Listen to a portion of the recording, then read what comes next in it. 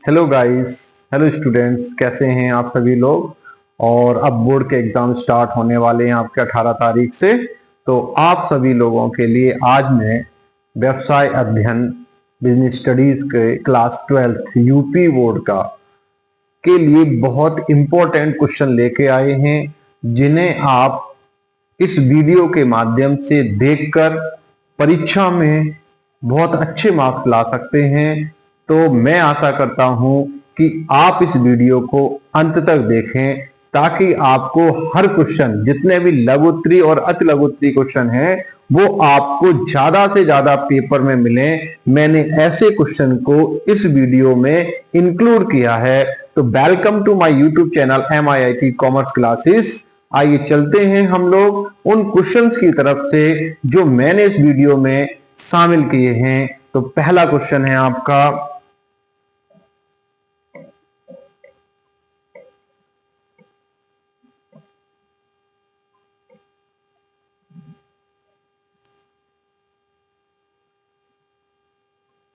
हाँ देखिए, अति लघुत्तरी और लघुत्तरी में दोनों में क्वेश्चन पूछे जाएंगे। तो उस टाइप के जो 2 नंबर 3 नंबर और 6 नंबर के क्वेश्चन, जो 5 नंबर के पूछे जाते हैं आपके लघुत्तरी और अति लघुत्तरी, उनके क्वेश्चन को मैंने इसमें इन्वॉल्व किया है। तो पहला क्वेश्चन है, प्रबंध कला और विज्ञान दोनों है। क्या है? प्रबंध कला और विज्ञान दोनों है, स्पष्ट करो। देखिए, अब इसका जो आंसर होगा वो आपका क्या होगा? प्रबंध कला और विज्ञान दोनों है, क्योंकि इसमें दोनों के गुण पाए जाते हैं। प्रबंध कला और विज्ञान दोनों है क्योंकि इसमें दोनों के गुण पाए जाते हैं। पहला है, प्रबंध को हम कैसे प्रूव करेंगे? प्रबंध कला है।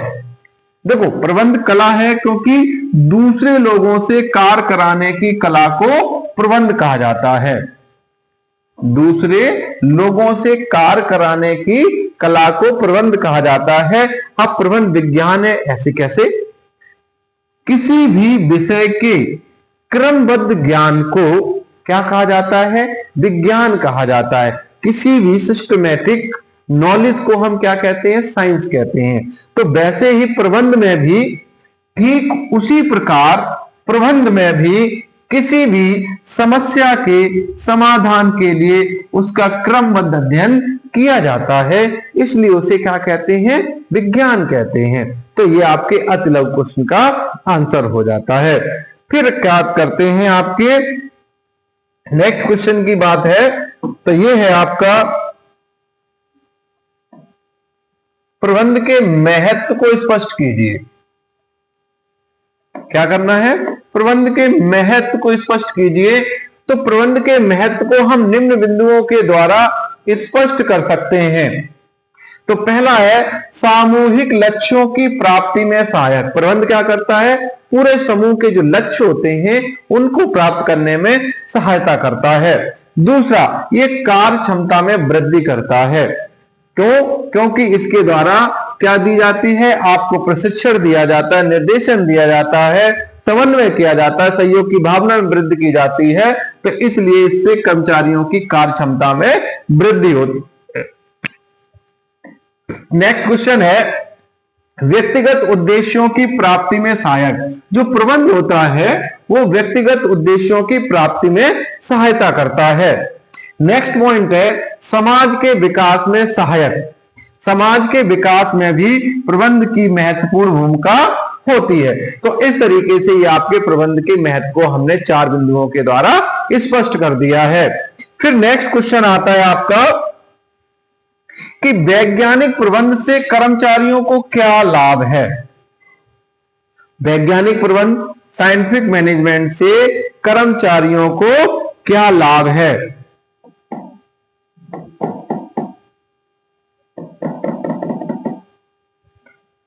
तो देखो, वैज्ञानिक प्रबंध से के निम्न लाभ इस प्रकार हैं। पहला पॉइंट है, यह सरलीकरण और विशिष्टीकरण द्वारा कार्य कुशलता में वृद्धि करता है। सिंप्लीकेशन और स्पेशलाइजेशन दोनों के द्वारा कार्य कुशलता में वृद्धि करता है। नेक्स्ट है समय की बर्बादी को बचाता है। क्या करता है? समय की जो बर्बादी होती है उसको बचाता है। नेक्स्ट पॉइंट है इसके द्वारा कर्मचारी की जो कार्य की क्षमता होती है उसमें वृद्धि होती है। कर्मचारियों की कार्य क्षमता में वृद्धि करता है। नेक्स्ट पॉइंट है कर्मचारियों के लाभ उपार्जन में वृद्धि करता है। क्यों करता है? क्योंकि जब उसकी एफिशिएंसी इंक्रीज हो जाती है तो वो काम ज्यादा करता है, और काम जब ज्यादा करेगा तो उसके लाभ में वृद्धि हो जाती है। इस तरीके से वैज्ञानिक प्रबंध के निम्न 4 लाभ हमने आपको बताए हैं। फिर नेक्स्ट पॉइंट यह है कि एक अच्छी योजना के आवश्यक तत्व कौन कौन से हैं।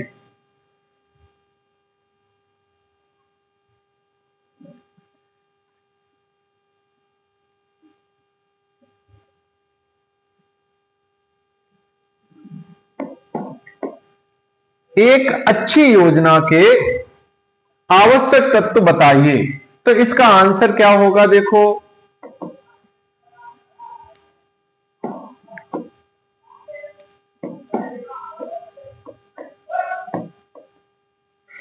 पहला पॉइंट है योजना का उद्देश्य होना चाहिए। देखो, हम कोई भी अच्छी योजना बना रहे तो सबसे पहले उसका क्या होना चाहिए? उद्देश्य होना चाहिए।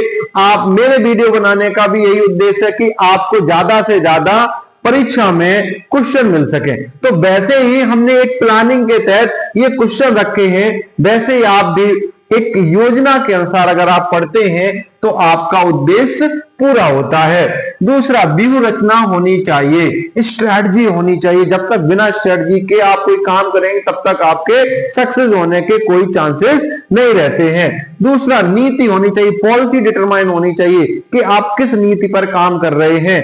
दूसरा, एक अच्छी योजना को प्रक्रिया द्वारा गुजरना चाहिए, यानी कि हर एक स्टेप्स होने चाहिए जिस तरीके से किसी भी सफलता के लिए एक निश्चित सीढ़ी का उपयोग किया जाता है, तभी व्यक्ति सफलता करता है। एक प्रक्रिया से होकर उसको गुजरना चाहिए, उसकी एक निश्चित विधि होनी चाहिए। फिर दूसरा कह रहा है एक अच्छी योजना एक निश्चित विधि के अनुसार हो। मतलब जो एक अच्छी प्लानिंग, गुड प्लानिंग है, वो उसकी क्या होती है? एक निश्चित विधि होती है। क्या होती है? निश्चित विधि होती है के अनुसार उसको काम करना चाहिए। नेक्स्ट पॉइंट, एक अच्छी योजना के कुछ नियम होने चाहिए, यानी हर चीज का एक रूल्स होता है, उस रूल्स के अकॉर्डिंग वो काम होना चाहिए, तब वो हमारी एक अच्छी योजना मानी जाती है। फिर कह रहा है क्वेश्चन में, क्वेश्चन नंबर 5 है स्थायी योजना क्या है। अब स्थायी योजना क्या होती है? तो स्थायी योजना का आशय उन योजनाओं से होता है, किन योजनाओं से होता है? जो किसी व्यवसाय में अनेक बार प्रयोग की जाती है। स्थायी योजनाओं का आशय उन योजनाओं से होता है जो व्यवसाय में अनेकों बार प्रयोग की जाती है, क्योंकि यह योजना किसी संगठन की परिस्थितियों पर ध्यान देती है। जो स्थायी योजना होती है वो संगठन की परिस्थितियों पर ध्यान देती है। ऐसी योजनाएं एक बार बनाई जाती हैं, लेकिन लंबे समय तक प्रयोग, और इनका प्रयोग लंबे समय तक प्रयोग की जाती हैं। इनका प्रयोग आवश्यक संशोधन करके लंबे समय तक प्रयोग कर सकते हैं। मतलब इनमें क्या हो सकता है? कुछ थोड़ा सा संशोधन किया जाता है। अब जैसे मान लो कोई राइटर है, बुक छाप दी, वो कुछ ने लिख दी, अब क्या वो हर साल तो बुक लिखेगा नहीं, तो उसमें क्या होता है, जैसे प्रीवियस ईयर में जो क्वेश्चन आए उसको ऐड कर देते हैं, कुछ चेंजमेंट, हल्की से अमेंडमेंट चेंज आया है, कुछ संशोधन करना तो उसको चेंज कर दिया जाता है। ठीक उसी प्रकार से इन योजनाओं में भी कुछ थोड़ा सा संशोधन करके और फिर उनका दीर्घकाल तक हम यूज कर सकते हैं। उन्हें स्थायी योजनाएं कहते हैं। उन्हें क्या कहते हैं? स्थायी योजनाएं कहते हैं। फिर आता है आपका रेखीय संगठन क्या है। अब देखिए नेक्स्ट पॉइंट क्या आ रहा है आपका, रेखीय संगठन क्या है ना? रेखीय संगठन, इसका आंसर क्या है? देखो, रेखीय संगठन का आशय उस संगठन से होता है जो एक रेखा के रूप में प्रवाहित होता है, यानी कि ऊपर से नीचे की तरफ। और नीचे से ऊपर की तरफ एक निश्चित रेखा में होता है। इससे आदेश की एकता का सिद्धांत लागू होता है। किसी भी संगठन में पहली बात क्या होनी चाहिए? आदेश की एकता होनी चाहिए। इससे किसमें किसी भी कर्मचारी अधिकारी को केवल एक ही उच्च अधिकारी द्वारा आदेश प्राप्त होता है। यानी सीधी रेखा में जो लाइन ऑफ अथॉरिटी होती है उसमें क्या होता है कि जो हमारा टॉप, ये जो बॉस बैठा हुआ है सबके ऊपर और यहां पर सब लोग वैसे काम कर रहे हैं, तो इसमें क्या है, ये सब लोगों को क्या देगा? आदेश देता है। उच्च अधिकारी द्वारा आदेश प्राप्त होता है, अर्थात इसमें आदेशों का क्रम ऊपर से नीचे की तरफ चलता है। कैसे चलता है? ऊपर से नीचे की तरफ चलता है। तो उसे हम क्या कहते हैं? रेखी संगठन कहते हैं।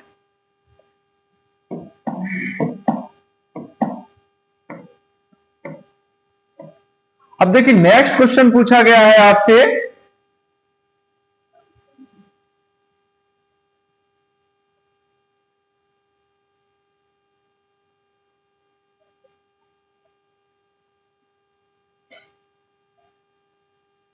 हाँ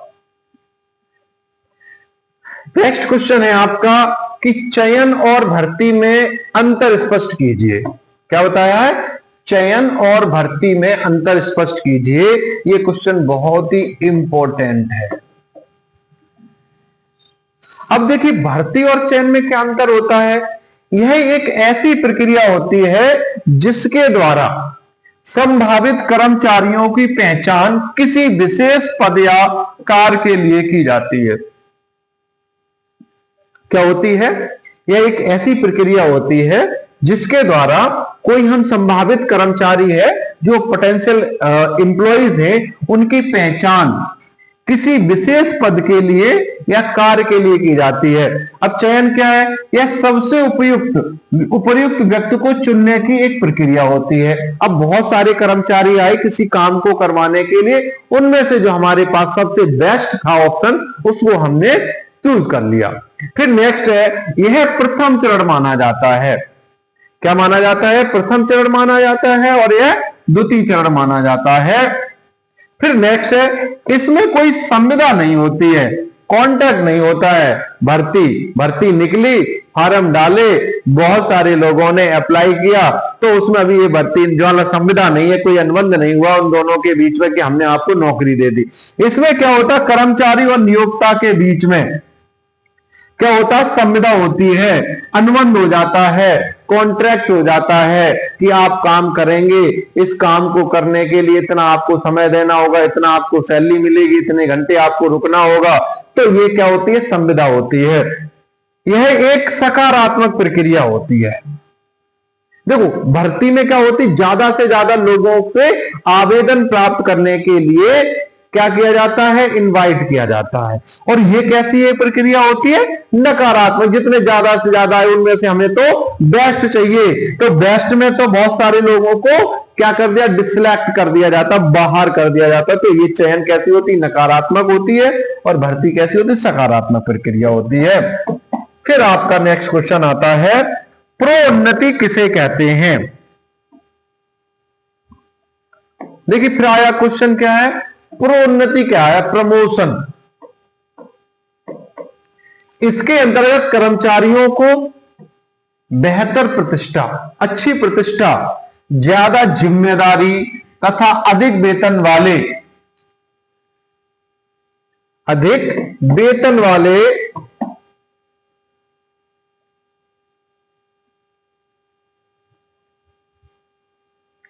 पदों पर, कहां पर?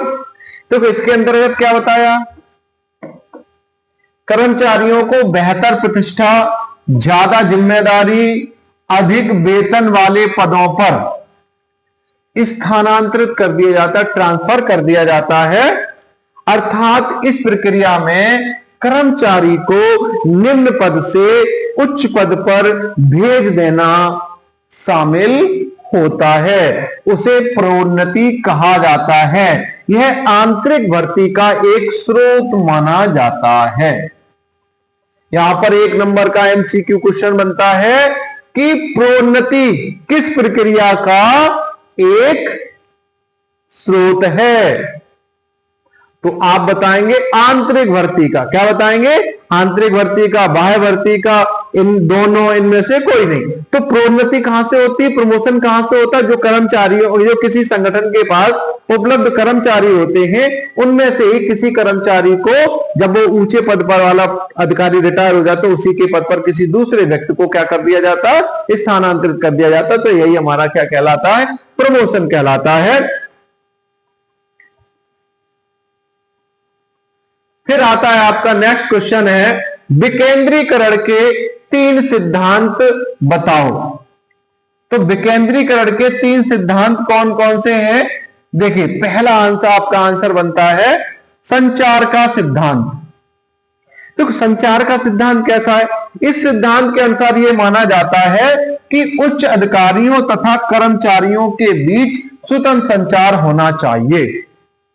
विकेंद्रीकरण पर 3 अधिकार लागू होते हैं, हमने आपको 4 बताए हैं। तो पहला यहां पर क्या सिद्धांत के अनुसार यह बताया गया है कि उच्च अधिकारी और कर्मचारियों के बीच में स्वतंत्र संचार होना चाहिए। दूसरा है अपवाद का सिद्धांत। देखो, अधिकारियों को विकेंद्रीकरण के सिद्धांत या अपवाद के सिद्धांत स्वीकार कर लेना चाहिए। नेक्स्ट पॉइंट है अधिकारों की सीमाओं का स्पष्टीकरण।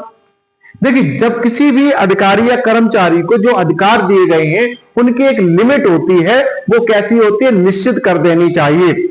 अधिकारों की सीमाओं के बारे में कर्मचारियों को पहले बता देना चाहिए, ताकि वह सीमा में रहकर ही कार्य करे, कहीं सीमा से बाहर काम ना करे। और आदेश की एकता का सिद्धांत, इसके अनुसार यह बताया गया है कि एक अधीनस्थ को एक समय अधिकारी से ही आदेश प्राप्त करना चाहिए। इससे क्या होता है? विकेंद्रीकरण आसानी से बना रहता है। नेक्स्ट पॉइंट है, एक क्वेश्चन नंबर 10 आपका है,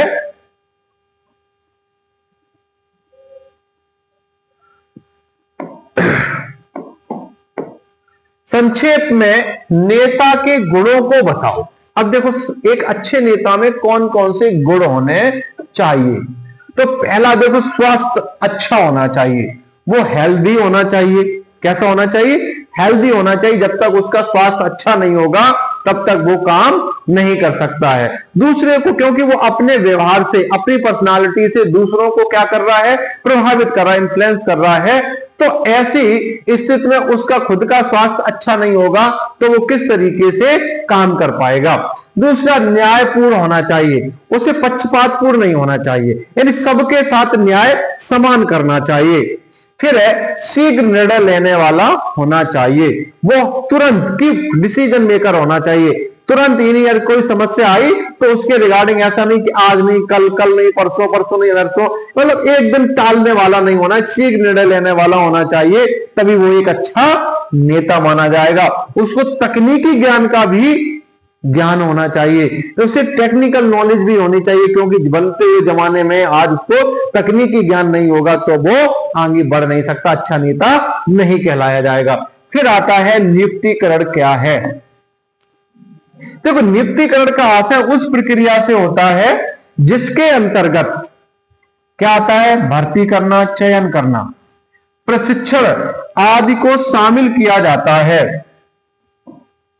आदि को शामिल किया जाता है। दूसरे शब्दों में, नियुक्तिकरण का आशय किसी संगठन में खाली पड़े पदों पर सही व्यक्ति को सही कार्य पर लगाने से होता है। ठीक, क्या बताए? सही व्यक्ति को सही कार्य पर सही जगह लगाना ही नियुक्तिकरण कहलाता है। फिर आता भर्ती के आंतरिक स्रोतों को अधिक किफायती क्यों माना जाता है भैया? अब देखो, इसकी बात क्या है कि इसको किफायती क्यों माना जाता है, या हम यहां पर यह भी बता सकते हैं,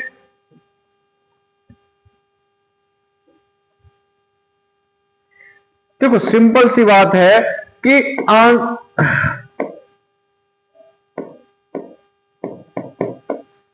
पहला, विश्वासी कर्मचारियों की प्राप्ति, विश्वासी कर्मचारियों की प्राप्ति। देखो किसी भी संगठन में जो कर्मचारी काम कर रहे थे, अगर उन्हीं कर्मचारियों में से उनकी प्रोन्नति कर दें, भर्ती कर लें, तो वो किफायती है, यानी सस्ती होती है। कैसी होती है? सस्ती होती है, कम खर्चीली। इसको हम बोल सकते हैं कम खर्चीली क्यों माना जाता है ना। दूसरा, प्रशिक्षण पर खर्च से मुक्ति। अब जो कर्मचारी किसी संगठन में कई साल से लगा हुआ है, तो उसकी ट्रेनिंग पर खर्चा नहीं किया जाएगा। क्यों नहीं किया जाएगा? क्योंकि उसको काम के बारे में बहुत अच्छी नॉलेज है, और जब उसको और जिम्मेदारी दे दी जाएगी तो बहुत अच्छे से और काम करेगा। फिर नेक्स्ट है, प्रोन्नति से कर्मचारियों के मनोबल में, उनके मोटिवेशन में वृद्धि होती है, इंक्रीजमेंट आता है। यानी किसी भी कर्मचारी को अगर प्रमोट कर दिया जाता है तो उसके मोटिवेशन होता है, उसको मोटिवेशन मिलता है, मनोबल में क्या होती है? वृद्धि होती है। और मूल्यांकन में आसानी होती है कि किसी भी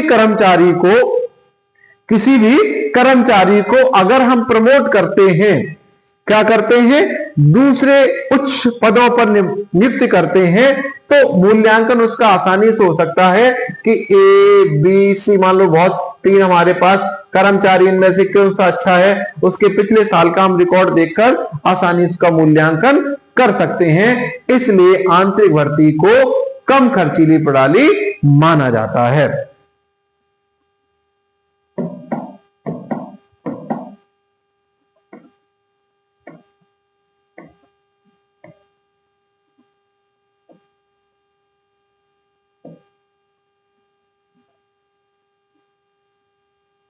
फिर नेक्स्ट क्वेश्चन आता है आपका,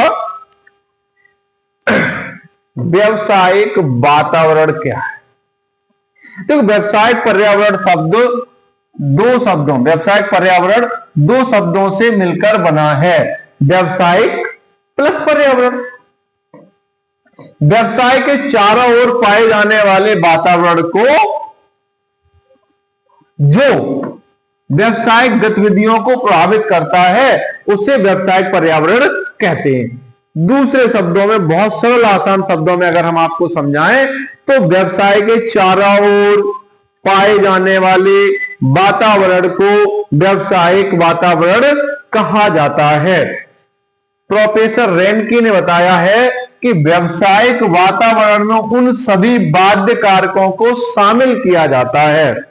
व्यवसायिक वातावरण में उन सभी बाध्य कारकों को शामिल किया जाता है जो व्यवसाय को प्रत्यक्ष अथवा अप्रत्यक्ष रूप से प्रभावित करते हैं, इफेक्ट डालते हैं, बिजनेस ऑपरेशन को इफेक्ट करते हैं। अब आता है उपभोक्ता संरक्षण अधिनियम के अंतर्गत उपभोक्ताओं को उपलब्ध 2 छूट बताओ।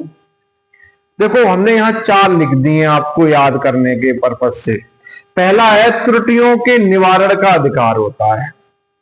अगर उसने कोई गलती की है तो उसके निवारण का अधिकार होता है। नेक्स्ट है, माल बदलने या मूल्य वापसी का अधिकार होता है उसको। फिर तीसरा पॉइंट आता है क्षतिपूर्ति का अधिकार, यानी अगर उसको कोई जान माल की हानि होती है तो उसके बदले में वो कंपनसेशन पाने का उसको राइट्स होता है। अनुचित व्यापारिक व्यवहार से सुरक्षा, यदि कोई विक्रेता उत्पादक उसके साथ कुछ गलत करता है तो उससे उसको प्रोटेक्शन मिल सकती है। अब बात आती है नेक्स्ट क्वेश्चन, उपभोक्ता उत्पादों की पैकेजिंग के, उपभोक्ता उत्पादों की पैकेजिंग के 2 लाभ बताइए। तो देखो पहला लाभ क्या है?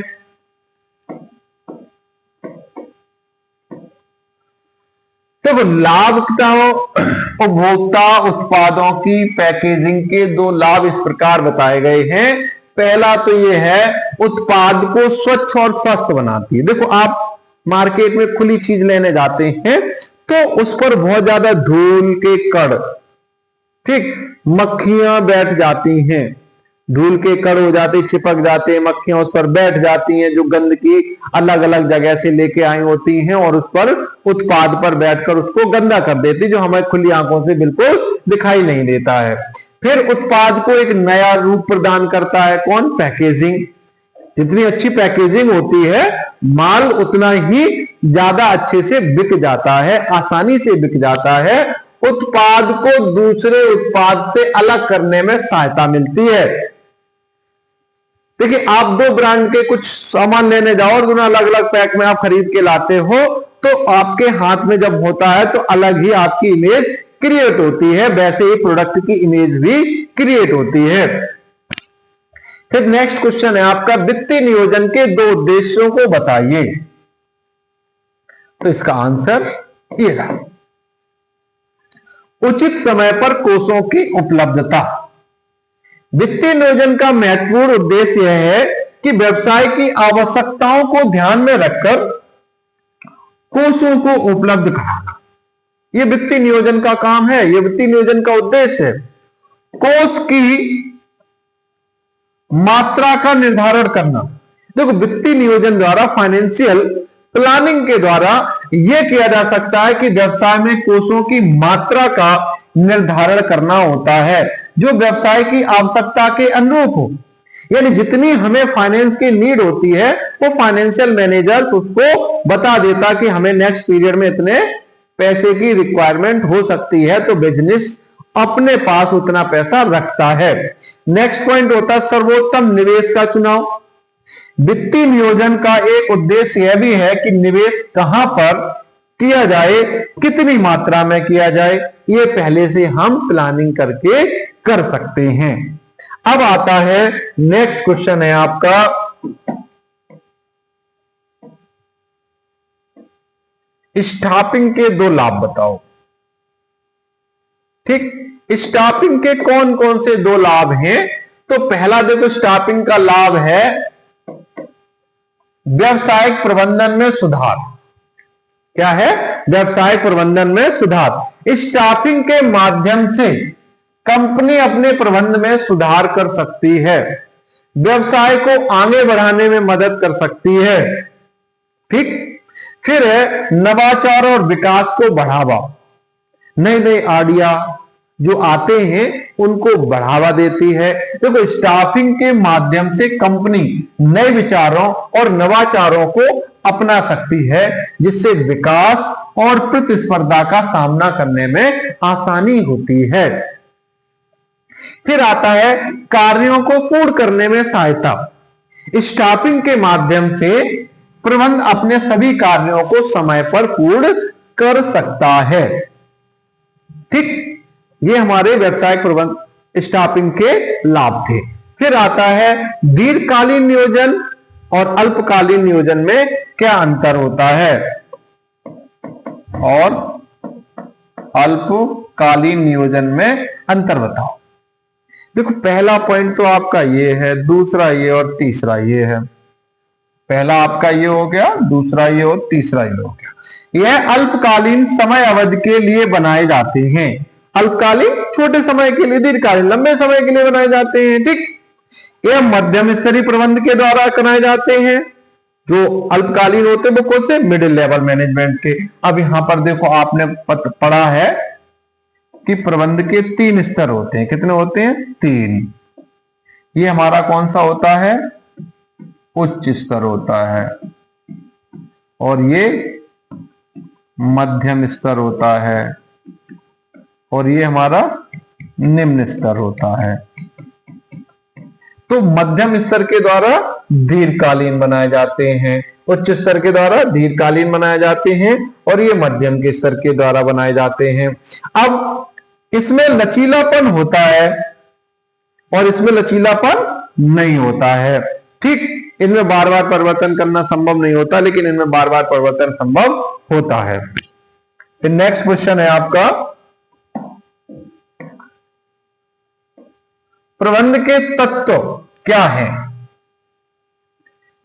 प्रबंध के तत्व क्या हैं? तो देखो, प्रबंध के निम्न तत्व बताए गए हैं।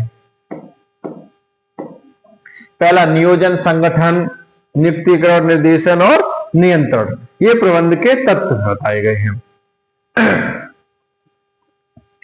फिर नेक्स्ट क्वेश्चन है आपका,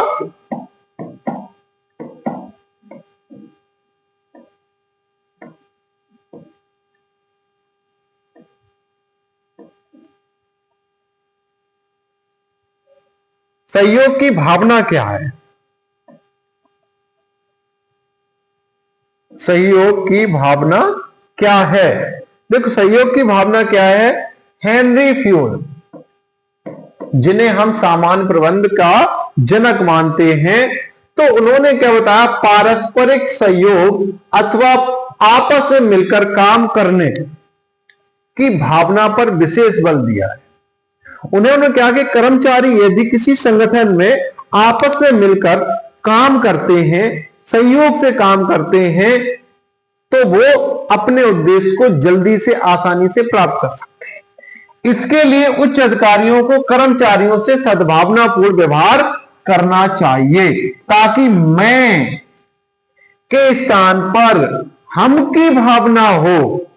सहयोग की भावना मैंने किया नहीं, हम सबने किया, ऐसा अगर किया जाता है तो उनके भी सहयोग की भावना बढ़ती है। अगर जहां मैं रहेगा कि मैंने किया, तो उसमें कर्मचारियों का इन्वॉल्वेशन कम हो जाता है और कर्मचारी अपनी सामान्य क्षमता का पूरा उपयोग नहीं कर पाते हैं। फिर नेक्स्ट क्वेश्चन है आपका कि प्रबंध के सिद्धांत सार्वभौमिक होते हैं, तो क्यों होते हैं? ऐसा क्यों है? देखो, प्रबंध के सिद्धांत सार्वभौमिक कहे जाते हैं, यूनिवर्सली एप्लीकेबिलिटी होती है इनकी। इसका कारण यह है कि प्रत्येक संगठन, समूह, चाहे वह व्यवसायिक हो या गैर व्यवसायिक हो, सभी पर समान रूप से लागू होता है, इसीलिए इन्हें सार्वभौमिक कहा जाता है। देखो, कोई भी व्यवसाय है, चाहे आर्थिक हो, गैर आर्थिक हो या सामाजिक हो, धार्मिक हो, राजनीतिक हो,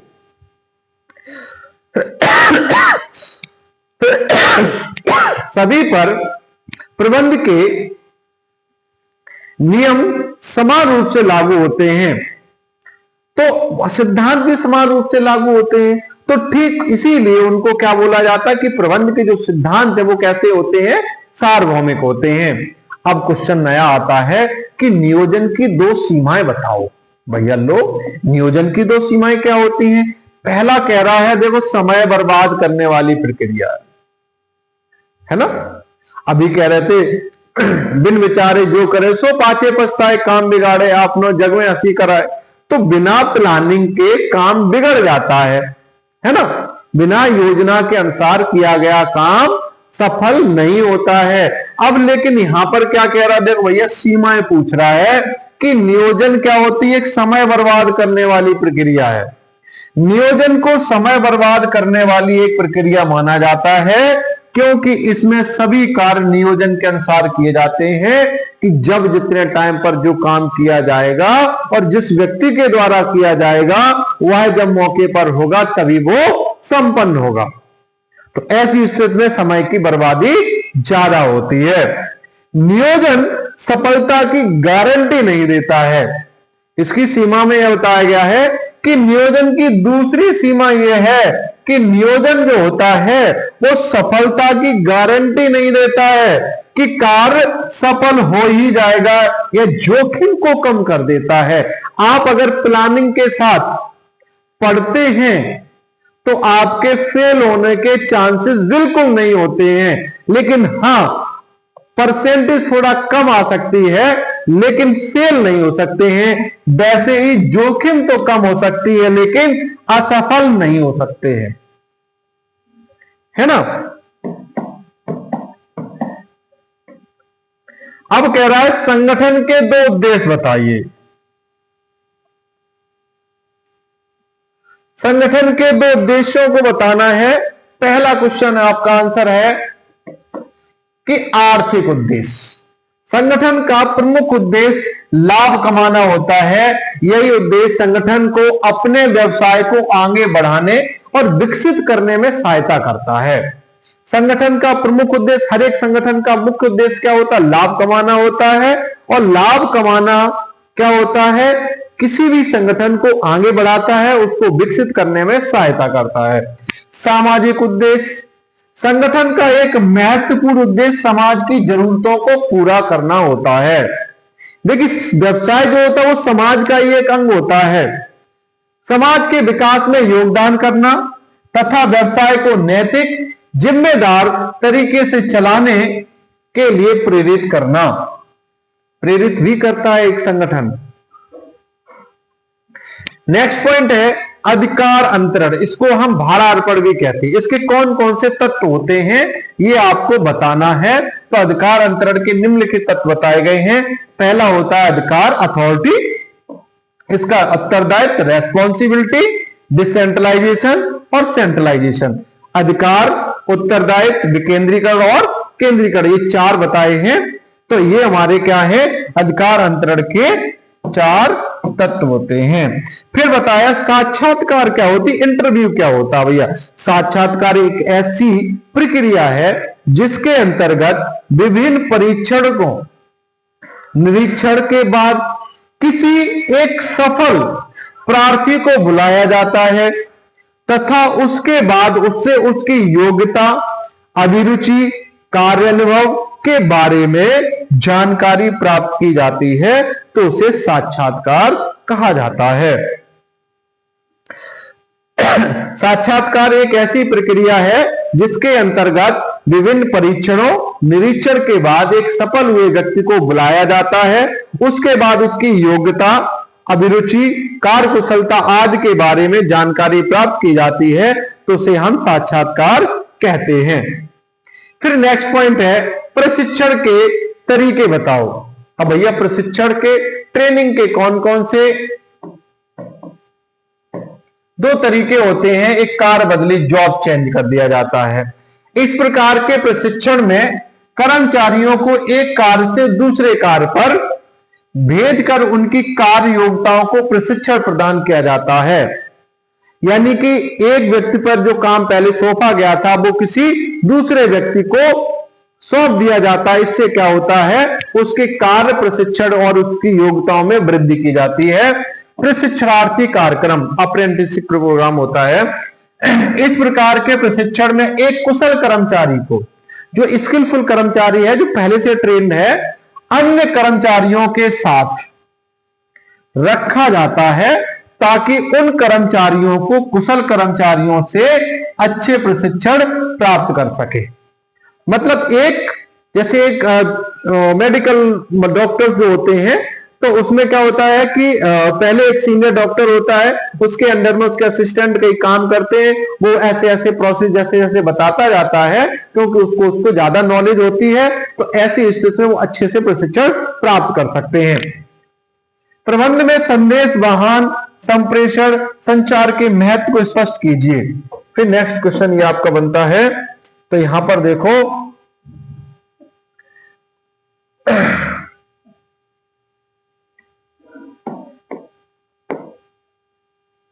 समन्वय के आधार के रूप में कार्य करता है। क्या करता है? समन्वय आधार के रूप में काम, समन्वय के आधार के रूप में काम करता है। संगठन को सुचारू रूप से संचालित करने के लिए सहायता करता है। प्रभावी नेतृत्व स्थापित करने के लिए करता है। क्या? संचार। अगर देखो एक संगठन में कई विभाग होते हैं, अगर इनके बीच में सूचनाओं का संप्रेषण अगर नहीं किया जाता है ना, तो क्या होगा? आपस में उनके बीच में कोई कोऑर्डिनेशन ही नहीं, समन्वय नहीं हो पाएगा। अब जब आपस में सूचनाओं का आदान प्रदान नहीं होगा तो सुचारू रूप से नहीं चल पाएगा, है ना। अब आपस में जब सुचारू रूप से चल नहीं पाएगा तो नेतृत्व स्थापित नहीं हो पाएगा, फिर लोगों को अप्रेरित नहीं कर पाएंगे, है ना। तो इसलिए प्रेरित करने के लिए, नेतृत्व स्थापित करने के लिए, संगठन को सुचारू रूप से चलाने के लिए, समन्वय, आपस में तालमेल बनाए रखने के लिए संचार बहुत जरूरी होता है। फिर आता है नेक्स्ट क्वेश्चन आपका, पूंजी ढांचे का क्या आशय है अथवा पूंजी संरचना का क्या आशय है। देखिए, पूंजी संरचना का आशय दीर्घकालीन वित्तीय साधनों जैसे समतांश पूंजी, पूर्वाधिकार अंश पूंजी, ऋण पत्रों आदि के अनुपात को पूंजी ढांचा या पूंजी संरचना कहा जाता है। ये हमारी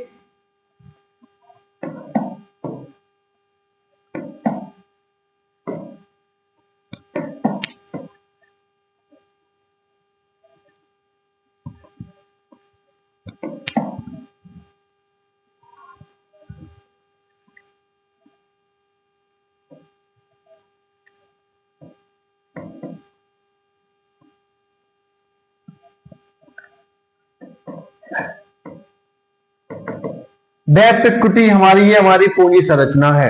यानी कितना हिस्सा डेप्थ का होगा और कितना इक्विटी का होगा, ये हमारी किसी संगठन के पूंजी ढांचे को बताता है। अब कह रहा है स्थायी पूंजी क्या है। देखो, स्थायी पूंजी का आशय उस पूंजी से होता है जो स्थायी संपत्तियों में विनियोजित की जाती है, निवेश की जाती है, जैसे भूमि, भवन, फर्नीचर, मशीन आदि। यह वह पूंजी होती है जो व्यवसाय के संचालन में महत्वपूर्ण भूमिका निभाती है। ब्रांड को परिभाषित कीजिए। क्वेश्चन क्या? ब्रांड। ब्रांड एक ऐसा व्यापक शब्द होता है जिसके अंतर्गत किसी उत्पाद के नाम अथवा उसकी पहचान कराने वाले शब्द, चिन्ह, प्रतीक आदि को शामिल किया जाता है। अब जैसे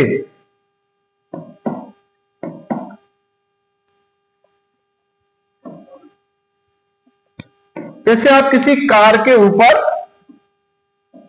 इस तरीके से जब आप लोगो देखते हैं, है ना, उसके बोनेट पर आगे, तो आपको दूर से पता चल जाता है कि एक ऑडी कार का सिंबल है। तो ये ऑडी कार क्या है? एक ब्रांड है। तो अब यहां पर वैसे ही ब्रांड क्या होता है? एक व्यापक शब्द होता है जिसके अंतर्गत किसी उत्पाद के नाम, उसकी पहचान कराने वाले शब्द, चिन्ह, प्रतीक, सिंबल आदि को शामिल किया जाता है। उदाहरण के लिए कुछ प्रचलित ब्रांड जैसे टाटा, पतंजलि, लाइफबॉय आदि, ये क्या है? हमारे ब्रांड होते हैं जिनको हम दूर से आसानी से पहचान सकते हैं। फिर आता है वितरण के विभिन्न माध्यमों को बताइए। देखो, वितरण के कौन कौन से माध्यम होते हैं? पहला होता है थोक विक्रेता। क्या होता है? थोक विक्रेता, होलसेलर, रिटेलर, एजेंट, वितरक और अन्य माध्यम।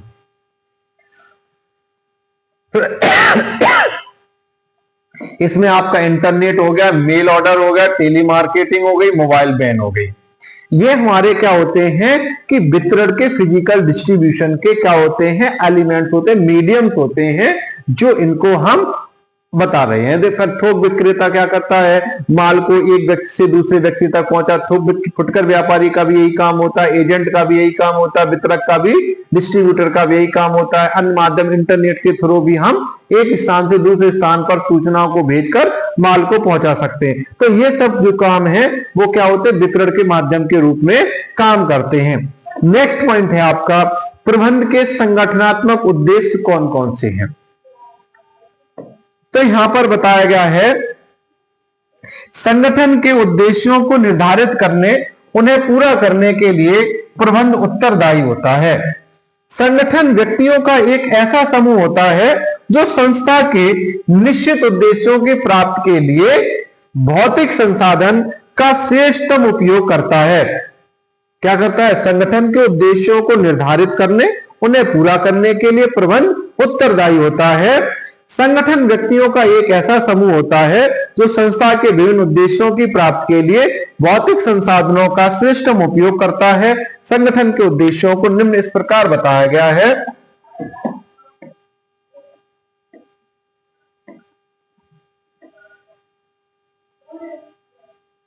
पहला पॉइंट है आपका जीवित रहना। किसी भी संस्था का मुख्य उद्देश्य होता है उसका अस्तित्व, एक लंबे समय तक जीवित रहना। मतलब किसी भी संस्था का मेन मोटिव क्या होता है कि उसके अस्तित्व को एक लंबे समय तक जीवित रखना। लाभ, किसी भी संगठन को इतना लाभ अवश्य कमाना चाहिए ताकि वह अपने व्ययों को पूरा कर सके। बढ़ोतरी, ग्रोथ, प्रत्येक संगठन का एक विकासशील होना आवश्यक है। हर एक संगठन ऐसा होता है जो हमेशा ग्रोथ करता रहे, और जिस संगठन की ग्रोथ रुक जाती है तो वह कभी भी आगे नहीं बढ़ सकता है। ऐसी वृद्धि विक्रय, कर्मचारियों तथा उत्पादन से संबंधित हो सकती है। फिर नेक्स्ट क्वेश्चन है आपका, हेनरी फ्यूल द्वारा प्रतिपादित किन्हीं 3 सिद्धांतों के नाम बताइए। तो पहला पॉइंट है कार्य विभाजन का सिद्धांत, यानी बहुत बड़े काम को छोटे छोटे टुकड़ों में बांट दिया जाता है तो इसे हम कार्य विभाजन का सिद्धांत कहते हैं। निर्देश की एकता का सिद्धांत, यानी एक समय में, यानी कि किसी भी संगठन में हर एक चीज का एक निश्चित स्थान होता है, उसे एक निश्चित ऑर्डर में रखा जाना चाहिए। दूसरा, अनुशासन का सिद्धांत, किसी भी संगठन में काम करने वाले कर्मचारियों को हमेशा अनुशासन में रहना चाहिए। आदेश की एकता का सिद्धांत, यानी कि इसमें एक समय में एक उच्च अधिकारी से एक ही आदेश प्राप्त होना चाहिए, क्योंकि एक समय में अगर कर्मचारी एक से अधिक आदेश प्राप्त करता है तो वह हमेशा कंफ्यूज रहेगा। नेक्स्ट पॉइंट है सहयोग की भावना का सिद्धांत।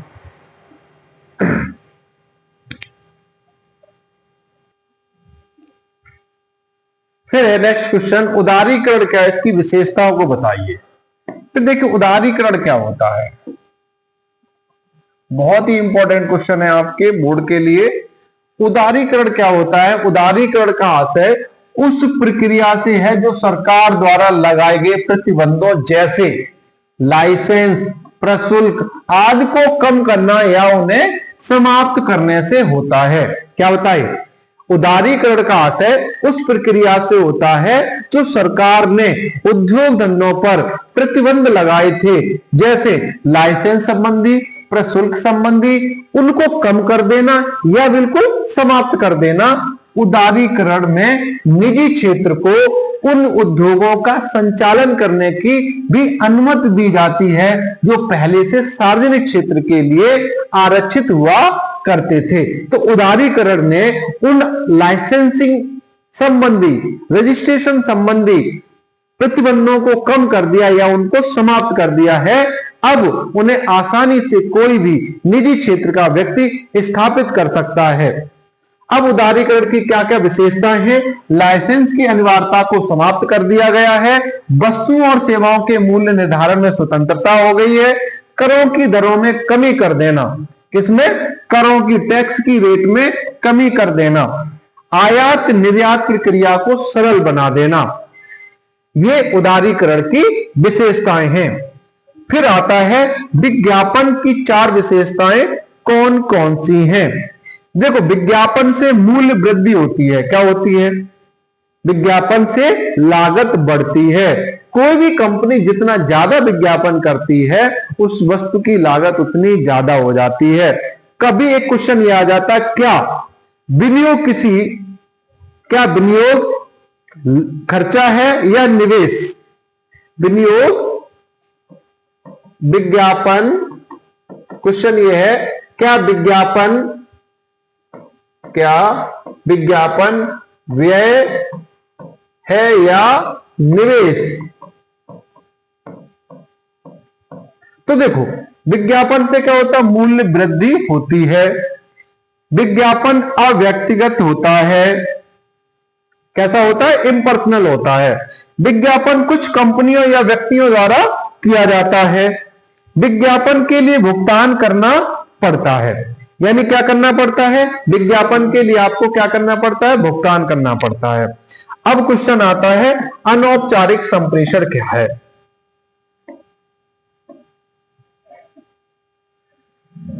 हाँ, अब देखिए अनौपचारिक संप्रेषण क्या है। देखिए, एक होता है औपचारिक संप्रेषण, एक होता है अनौपचारिक संप्रेषण। तो यहां हम बात कर रहे हैं अनौपचारिक संप्रेषण की। अनौपचारिक संप्रेषण वह प्रक्रिया है जिसके अंतर्गत कोई भी व्यक्ति किसी भी सूचना को किसी भी व्यक्ति तक पहुंचा सकता है। इसमें संचार के प्रवाह का कोई निश्चित रूप नहीं होता है। जैसे